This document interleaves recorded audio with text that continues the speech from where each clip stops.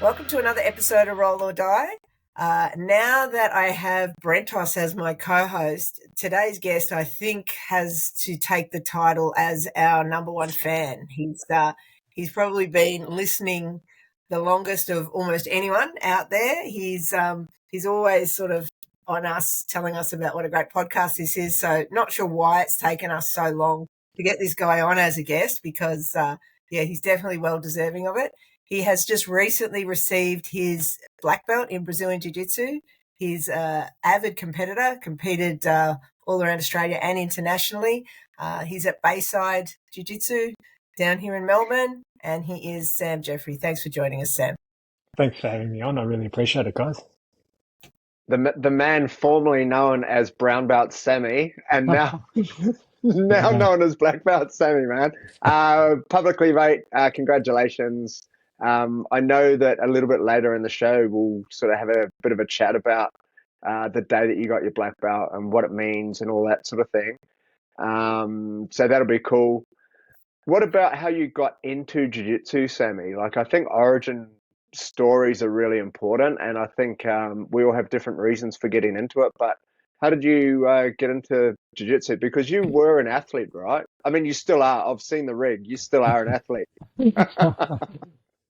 It's a good question. First of all, guys, I'm honoured to be on. It's fantastic. Love the podcast, so thank you for having me. How do I get into it? It's a lifelong sort of thing for me. I grew up in Hobart, Tasmania, and I started judo when I was 7, 8 maybe, and my dad used to drive me all over the state.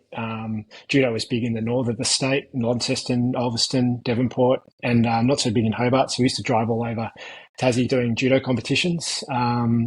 I trained in a PCYC, which is like a Police Citizens Youth Club. And I probably did judo for, I want to say, about seven years to when I was about 14, maybe 15, right into high school, and that was my main sport. And I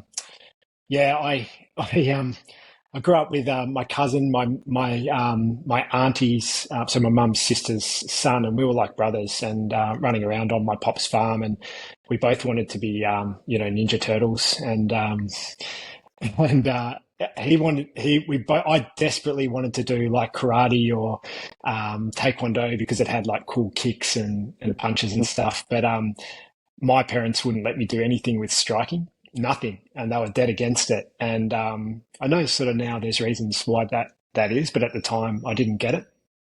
And my cousin, his mum let him do taekwondo, so I got to do judo and he got to do taekwondo, and I really resented him for it, and he would come home and show me these, cool spinning kicks, and I was like, oh yeah, I'd had to pin someone down today and and throws and stuff, and it's sort of funny because I didn't really realize how good I had it. Nothing against taekwondo, it's Olympic sport and extremely athletic, but I think most people who now understand judo and jiu-jitsu know that they're the superior sort of grappling arts and controlling arts and ways of shutting people down. So, I didn't sort of realize how good I had it. And, so I continued with judo. I competed regularly. I competed in Melbourne, at the Nationals. I think that was 1993. There was no UFC. There was no jiu-jitsu. I didn't even know what it was. But I just loved judo. So, around the age of 15, 16, I figured out I was quick, fast runner, and I started winning the local school carnivals and so forth over sort of 100 and 200. And around the age of 16, 17, I started to get really, really quick for my age, and started stepping away from judo and into athletics, and managed to win a national all schools over 200 in 1999. And I was a dead heat, but they gave it to the other guy, the national under 18 100 meter title in 1998. in Adelaide. So I was fairly quick as a junior. So I quickly sort of pursued that pathway, and I had this one-minded goal of becoming an Olympian or Commonwealth Games representative in athletics, and I completely committed to that, and moved to Melbourne to pursue that. Unfortunately, I couldn't make the jump to seniors. It was just number of factors. Ultimately, I probably just wasn't good enough. It's a big jump from going to under 20s to open in athletics, and the sport's brutal. You can't, you're measured within a hundredth of a second every time you step on the track, and I got a few injuries, and I got to about age 24, 25, and I just hadn't made it. And I thought, if I haven't made it by this age, I'm not going to make it. And I've given a huge chunk of my life to it, so I stepped away. Started pursuing employment opportunities and sort of setting up my life. And around the age of 30, I thought, it'd be cool to go back to judo and maybe try and get my black belt. And so I started looking for judo options in Melbourne, and really judo it was sort of dead. I went to Caulfield Judo School, which was one of the biggest judo schools in Australia, and it was sort of like really pitted out to what I remember it to be when I was a kid, and I just wasn't inspired by it. And then I was working in St Kilda at the time, and I came across the beans, and so I actually started there for, it might have only been a month, maybe 6 weeks, and I trained there a little bit, and I loved it. But at the time, my son was just born, and I think it was like back then, I think it was like still over $200 because it was like that was all there was. There was very few clubs. Like Kim, you'd know. You were probably there at the time. And when was this? What around what year was this? I want to say started 2012, maybe end of 2011. Yeah, I would have come. We were actually teammates at the same time. I didn't even know that. Well, I would have come in for like maybe, I want to say maybe 8 to 10 sessions max. Yeah, so it was really sort of just dipping my toe in the water, and just trying it out, and I loved it. I was like everyone says, I was addicted to it, but the timing was wrong for me. Cost was one thing. I just couldn't afford it, and I ended up getting moved for work, and then I couldn't, so it just wasn't the right timing. So I moved down the bay a little bit, and I started looking at, jiu-jitsu down, my way, which is down towards Mordialloc, and there was nothing. So I sort of just shelved the idea. Maybe it's not going to be. And then Peter Polygenis, who you've had on and who I know, Kim was a teammate of yours at the Beans, opened up Bayside BJJ in a church in Cheltenham. And we literally put the mats down and lifted them up after every session. And I just thought that was super cool. I didn't even, think about the facility at all. And I checked it out, and I rang Pete, and he was just super friendly on the phone. And I was actually looking to get my son involved as well. He was about 6 at the time, 5 maybe. And so I brought him down and started training myself. That was, I think, 2016. It sort of went really quickly from there. This is about 8 years ago. So that's how I got started. Yeah, sorry, it's a bit of a long story. No. So you had a few false starts. No, we'll wrap it up there, Sammy. Thanks for coming on.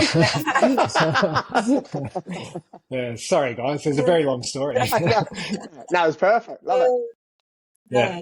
So Pete Polygenis must have been wrapped though, because even though you reckon you had a bit of time off, but you've come with this foundation of judo, even if it was years ago, to what was, I guess at the time, a semi-smallish club, would you say? Like, when you first joined in 2016, there wasn't a lot of members. So we just mainly white belts. And look, I always say sort of with judo, like I can remember a lot of it, but it mainly gave me that, that how long it takes you to learn how to not to get swept, not to get taken down, that ability, that feel. It just takes time.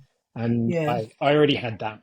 So I was a crazy white belt, and it took me 6 months to sort of realize that I need to let judo go and embrace jiu-jitsu.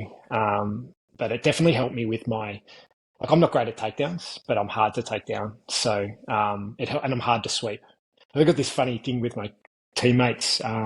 Like I'd much rather get submitted than swept. I hate getting swept. It's just from the judo days. It's just that reversal, that falling on your back. It's just, yeah, I'd rather you submit me.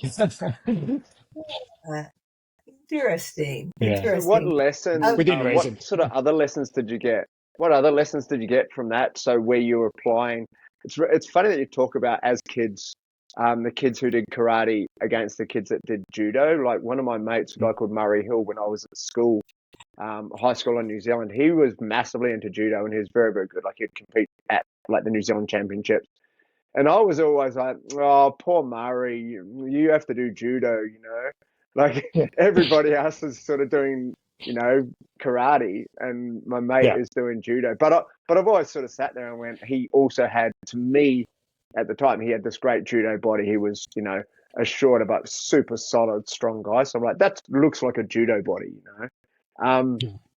But what lessons did you sort of take from that, Sammy? So you're talking about like not wanting to be swept and those sorts of things. Is there anything else?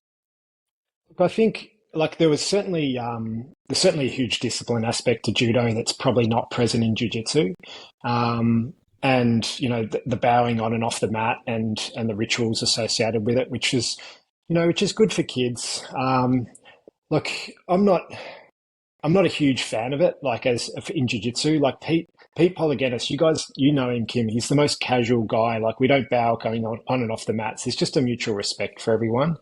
But yeah, so I sort of take more of that athlete approach rather than that martial artist approach to jiu-jitsu now. Yeah. And I sort of like that about it because the ritualistic aspect of it isn't thrown in your face with jiu-jitsu. But I certainly still learnt those principles from judo, and I think that there's probably a little bit of a place for it in the kids' classes especially. And as long as everyone's being respectful on the mats and like it is at Dominance, I've trained there and our club, then yeah, I probably, that's the other learning I took away.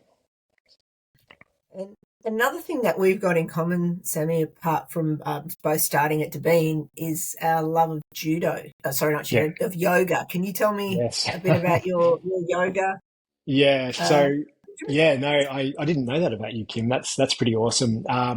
Look, I wouldn't say I have a love of yoga, but like I've had multiple injuries starting jiu-jitsu in my mid-30s, competing.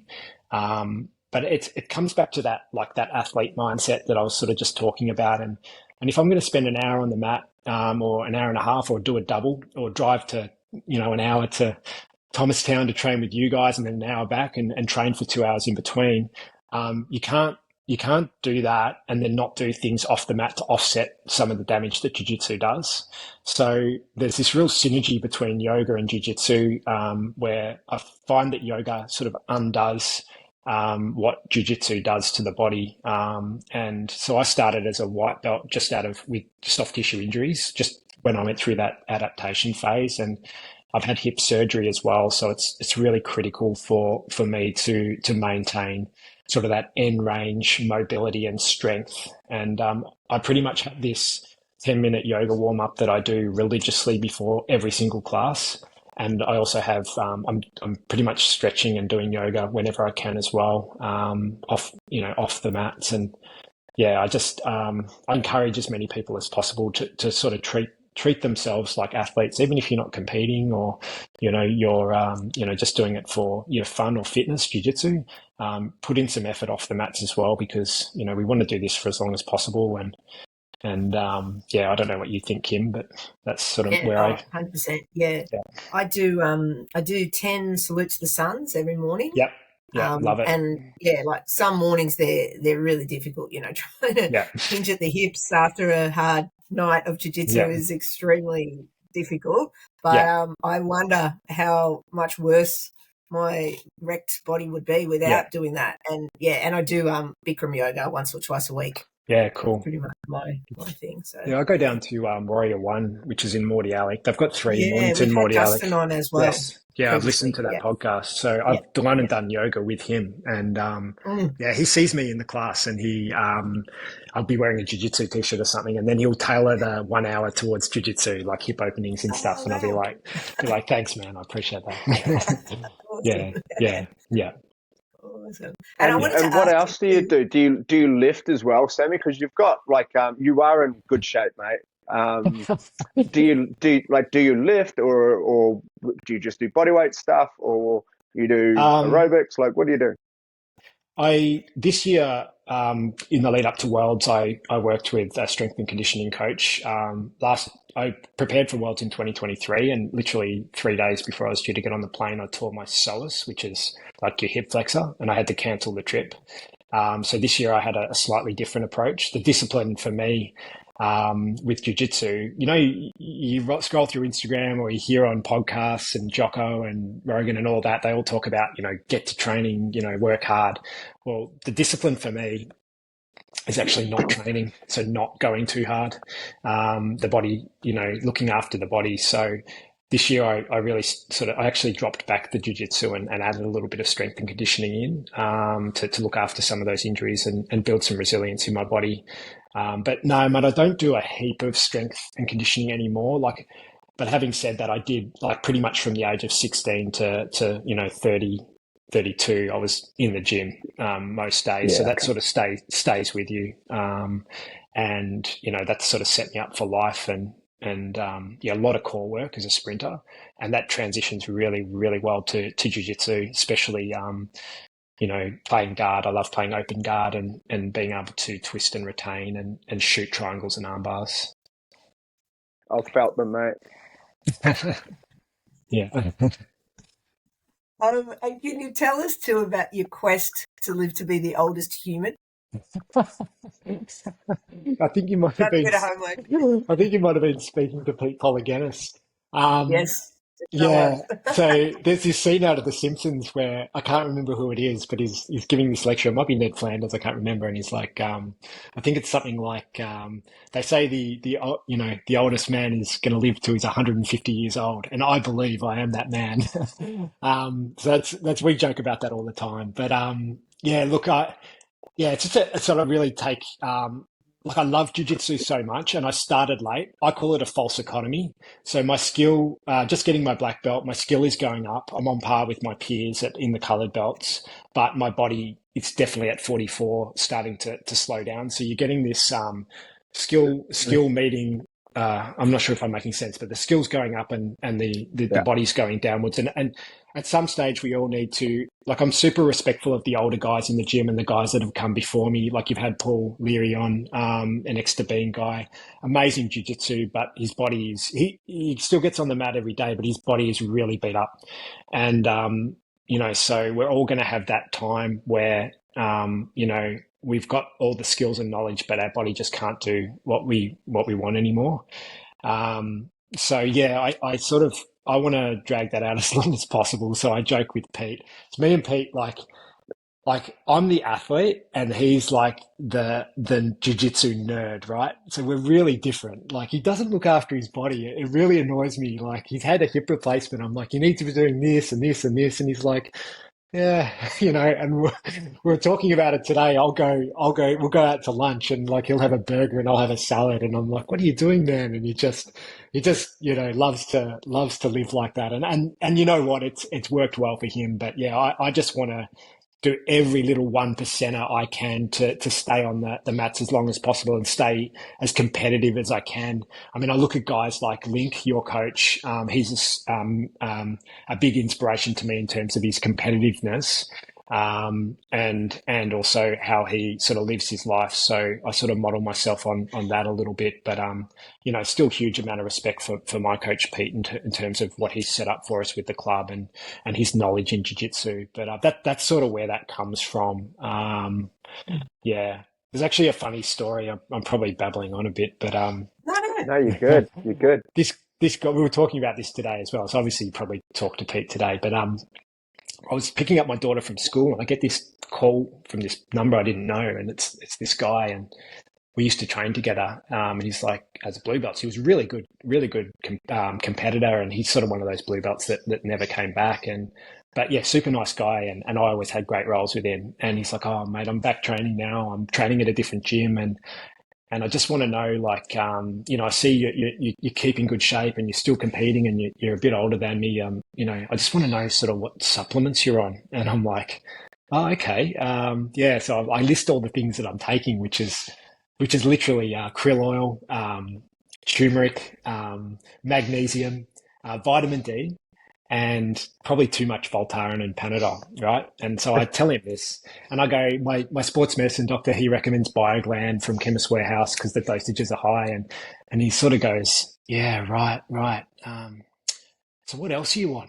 And I sort of laughed, and I'm like, man, I'm literally not on anything else. And he's like, oh, okay, okay, thanks. And he just hung up and left. And I was like, all right, that was weird. And I was speaking to Pete about it. I was speaking to Link about it as well. And he said, you should take that as a compliment. And I'm like, yeah, I do. But, Mm. yeah, I've always been really, really anti-drug. And there's a lot of stuff out there at the moment, in the community, the jiu-jitsu community, but also with young kids growing up in social media where steroids have almost there's certain I won't name anyone, obviously not in big names. I'm talking about big name people that are almost normalizing steroid use in jiu-jitsu, and I really that really troubles me because I worry about the long-term health benefits, particularly for our kids. Like I've got a 13-year-old son, and I'm concerned about him. So yeah, I really I'm really sort of anti drugs in sport, and look, I mean, I don't judge anyone if that's what they choose to do. I just don't like it being heavily promoted. And certainly as you get older, I understand, as you get into your 40s and 50s, why people do it. And that's cool to keep yourself mentally sort of stable and healthy and on the mats. But yeah, I certainly don't like it at an elite level. And you guys remember Ben Johnson, 1988? Yeah. I was Yeah. 7 years old, and I remember him getting busted for steroids, and the whole field was probably on it, to be honest. But he was the one that Yeah. got caught, and my mum was like, just so anti-drugs, and it just imprinted onto me. And it was like it was worse than it was like literally worse. Would have been worse if he'd murdered. Sorry, it was worse than murder, is what I'm trying to say. Yeah. Like in the way he was ostracized in the community, and I literally, since that young age, I've been anti-drugs. Sorry about that. I've babbled on again, but yeah, that's sort of. I'll do everything in my power to sort of to keep going the way I'm going at the moment. Just doing things the right way, looking after my body, yoga, diet, krill oil. Yeah. I mean, we see so much of that, and like the elite guys who are talking about, their stacks that they take or whatever it might be. Yeah, And like it or not, people with Instagram who might be, like as you say, 13, 14, 15, that sort of age group trying to get better at jiu-jitsu. And if you kind of look at that and think, well, that's the path I need to take, um, that's probably the path that they're going to try to take. So yeah, it yeah. makes I it mean, pretty hard. that's it. I mean, I'm as I said, I don't judge people for doing it. I genuinely don't. I try and be really open to everyone's choices. I just don't like how it's being normalized at an elite level in the media and social media because kids are so easily influenced. So it's just important to have those open Mm, conversations with young athletes. And jiu-jitsu is exploding. We're seeing a yeah, generation in Australia now of kids that have been training since they were 7. Brazil's already yeah, had that. One of my main training partners is from Brazil, and he started training, when he was Akira Kobayashi, and he started. Yeah, I know. I've brought him out to Tomo, and yeah, he started training at 7. But we've now got our own generation coming through, and yeah, I yeah. just worry that they're going to think that when you get to however old, and 16, 17, 18, you start taking these things, and it concerns me a lot. Mm. Hey, Sammy, talking about competition, mate, go back to your first competition that you had doing jiu-jitsu. Yeah. Tell us about that and how fast you won by triangle or armbar, mate. Let us know. Yeah, I think it was, I can't remember exactly when it was, 2017, 2018. It was towards the end of my white belt. Yeah, I can't remember the exact date, but I was at Grappling Industries, and Yep. yeah, I was very, very nervous. It was like 40 degrees down at Monash, and yeah, managed Oof. to have 3 wins. And I think I won by points on the first one. I still keep in touch with that guy, actually. His name's Murillo. He's a Seapolista, but he's moved to the Sunshine Coast now. We still stay in touch. And then the other 2 guys, actually, the second fight was triangle with an armbar, so the triangle got the armbar in, and I actually broke the guy's arm, and because he sort of had his other arm tapped, and I feel really bad about it because he sort of, I didn't mean to, and I didn't have the control that I would now. And he was a chiropractor, so he couldn't work for a while. And the other one, the last fight I think I had on that day, I won by check from the back. But that was my first comp, and I was hooked. It was just like back at doing judo again. I was just like, this is amazing, great feeling. That buzz. You guys both know, like, it's just a huge buzz. So. Oh, yeah, but my first comp, I think I lost in 30 seconds. I didn't have the success. I got armbarred in 30 seconds. I didn't put an armbar on, so that's amazing. I've always had really good success in competitions. Like, admittedly, I've only ever done masters, and that's out of self-preservation. Like, I don't mind training with the adults. Like, I come out, I want my belt to stack up against anyone for as long as possible. So that's why I come out and I train with guys like Ivan, Sefu, the comp class at Richmond. I want at Abbotsford. I want to see where I am, but competition, I don't feel like I have anything to prove. This year was actually the first year I ever competed in Masters 3, apart from Worlds. So I usually am competing Masters 1 or 2, and I know you have the same issue, Kim. So competition is just so important to me and so critical with jiu-jitsu. I was speaking to one of our guys today. I just came from training, and he was thinking about competing, and I said, imagine if there was this. He's really sort of uncommittal, and I said, imagine if there was this magic pill, this drug you could take that was completely legal, and it was not going to harm your body in any way, but it would guarantee you get better at jiu-jitsu faster. And I go, would you take it? And he goes, of course I would. And I said, well, that drug is competition, so get on it. Mm-hmm. And but I, at the same time, I recognize it's not for everyone, so I don't push it on people. But if people come to me and say I'm thinking about competing, I'll certainly advocate for it, because it just gives you that focus for a period of time. And there's also that element of it's only it's elimination. The AFB, IBJJF events, I'm a huge advocate for them. They're very safe, extremely professional. The reffing's high quality, but people go, I'm not going to pay all that money to get knocked out in one round. And I go, no, it's not about that one round. It's not about, like you said, Kim, 30-second armbar. For 6 weeks leading into that comp that you've decided to do it, you get such focused training. That's where your improvement is. And then with your coach afterwards, depending on how long you spend on the mats in the competition, you get to review. So you get like this 10-week period of acceleration in jiu-jitsu. So it's not about the time on the mats. So that's why competitions, I feel, is so important. And but I also respect people's decision not to compete as well. So I'm definitely not sort of one to walk around going, you must compete, that sort of thing. And do you have like a ritual or something that you do, psychologically before you compete? Like, have you got? I'm bad to be around. Like at home, like probably frustrate my wife and kids. I'm very nervous. Like no matter what it is, I'm nervous. But I definitely go through a process. And like I have these dreams of like being unorganized or forgetting something or showing up late or the competition jumping forward. So I'm always there super early. And I like to warm up with my yoga routine. I do exactly the same warm up that I do at the club. So everything's the same. But also I'm flexible too, because things can change. More recently, I used to like to roll really hard before I got on the mats to compete. So I almost feel like I'd done one roll. But since more recently, I've sort of dropped that down a little bit. Link actually helped me at Worlds with the warm-up. I was going like crazy in the warm-up, and he's like, no, you need to bring it down because you've got to get through, 4, 5, 6 rounds. So I've adjusted it a little bit. But yeah, I'm a very structured, linear person.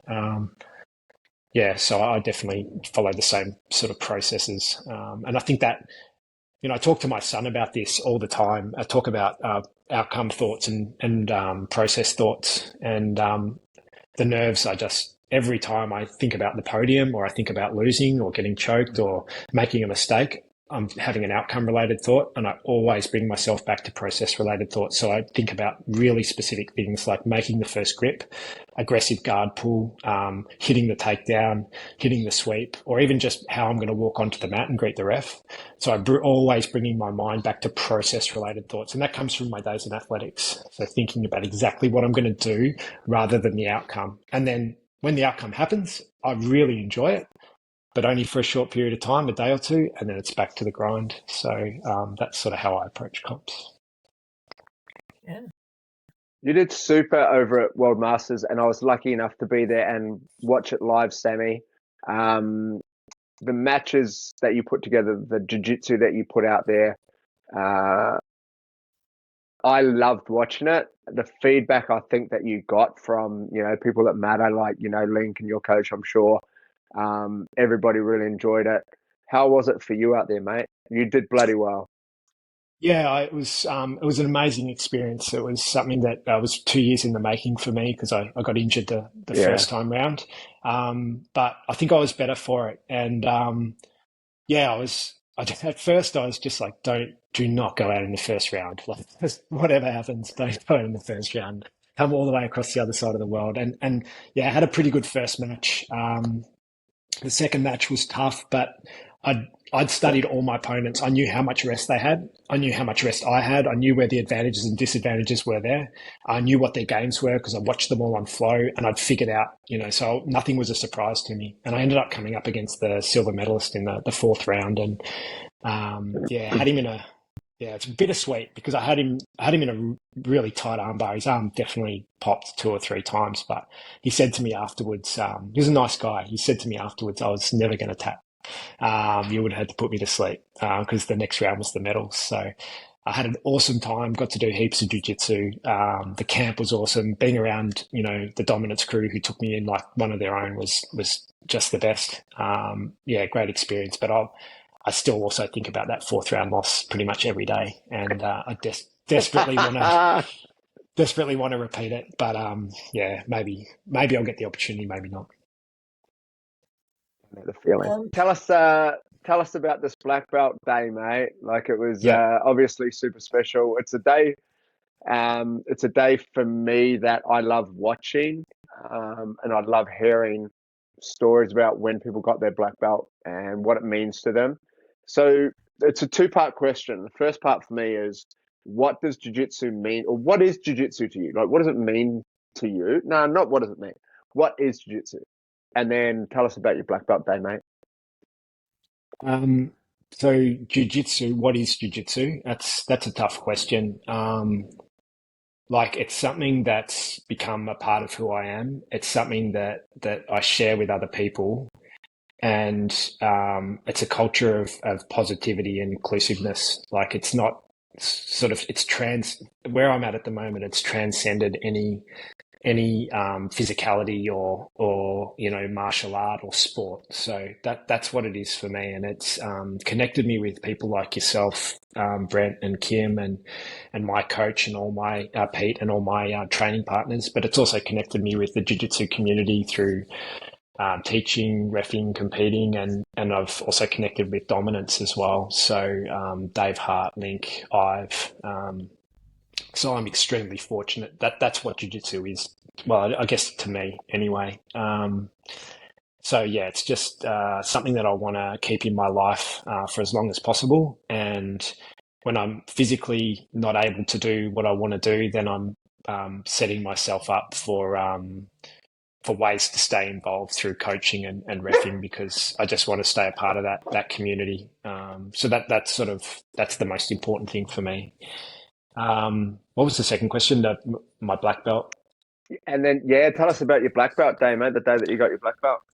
Yeah, it's the way that Pete comes from. Kim will know this. The way that the Beans do it, right? That the Bean, we're technically a Bean affiliate, but Pete Polygenis sort of replicates the way Pete DeBean does it, and it's sort of cool because it's just for that individual on the day.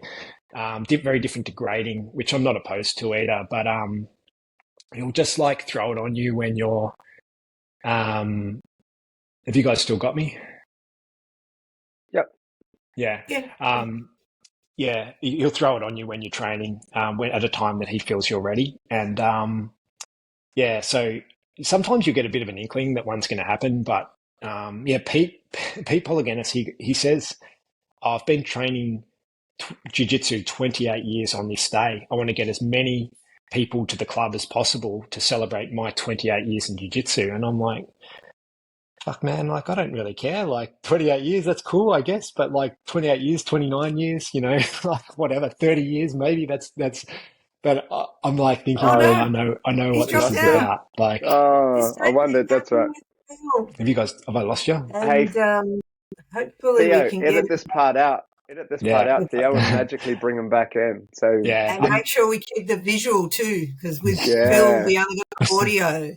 Have you At got, yeah, least towards the end, at least. So yeah, hopefully, if it yeah. is to be, Have you guys yeah. got it's me? something to He'll do with jump what back in. happened to him Can you before, hear me, where he guys? Can dropped you hear me? out or lost his. Maybe it's a sign we can only do 45 minutes. I Nah, don't I know. don't think so because we've done other ones though. We I can have. hear you Hey, guys. Can yours you hear is me? showing 0% uploaded. I don't know why that is. I'm not sure because on mine it says 99%. Oh, okay. All right. I don't know what's Yeah, happening. What's happening here? so hopefully it's Hopefully good. we can get back in. Yeah, He's he'll probably jump back close. in or message us. But, unless he needs.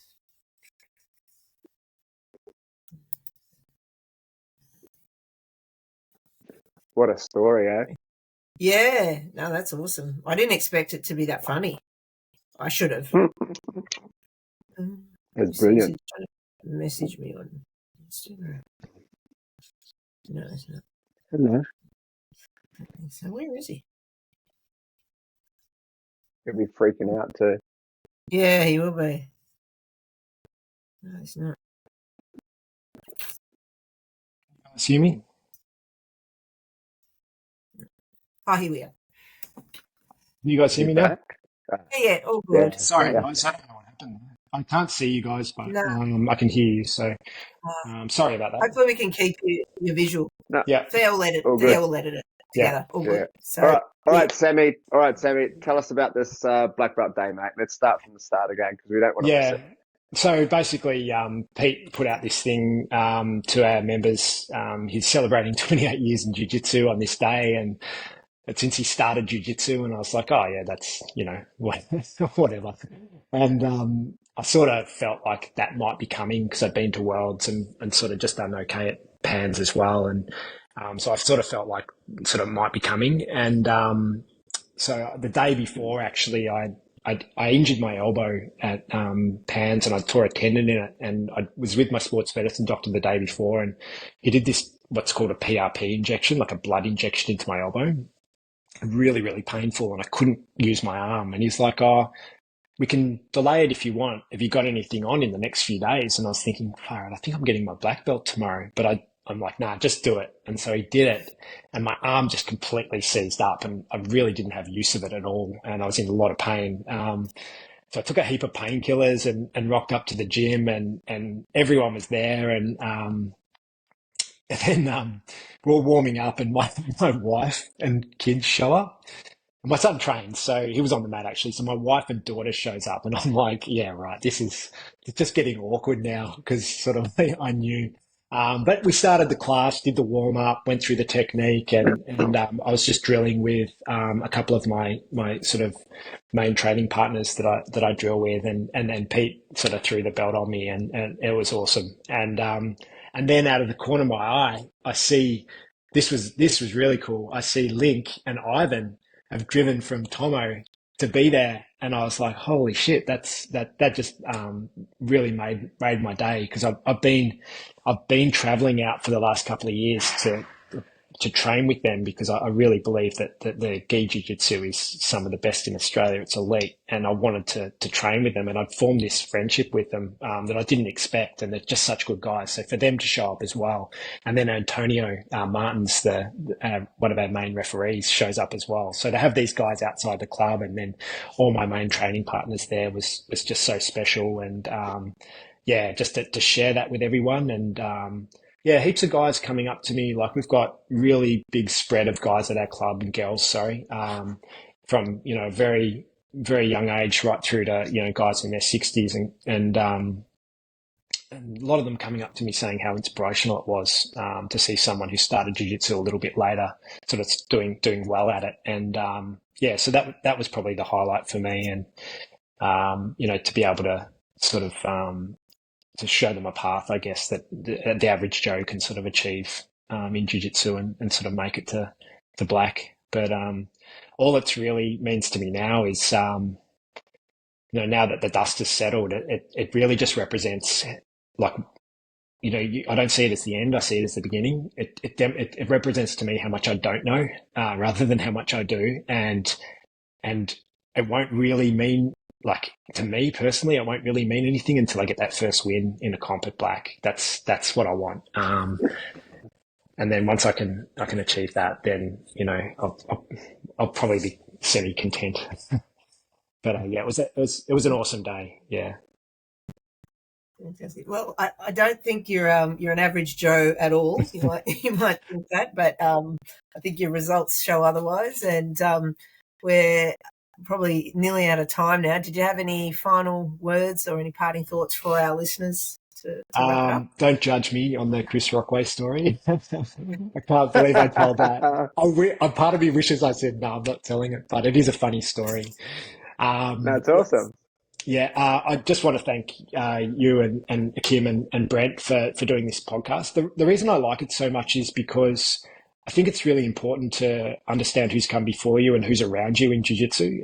There's so many stories and so many hardships and triumphs in the jiu-jitsu community. So I like to know who people are and what they've done and try and relate to them. So I know you guys don't do this as your full-time job. You probably don't make any money from it. But that the care and the time you put into putting it out there for us to listen to free of charge is awesome, and I really appreciate it. So thank you, and thanks for having me on. It's a pleasure. It's been an absolute pleasure, Sammy. For me, if I can just say, thanks for coming on. It's always a pleasure to hang out with you. You've always been a massive supporter of mine. Like, you've really helped at World Masters. We had great conversations. You were part of my warm-up there.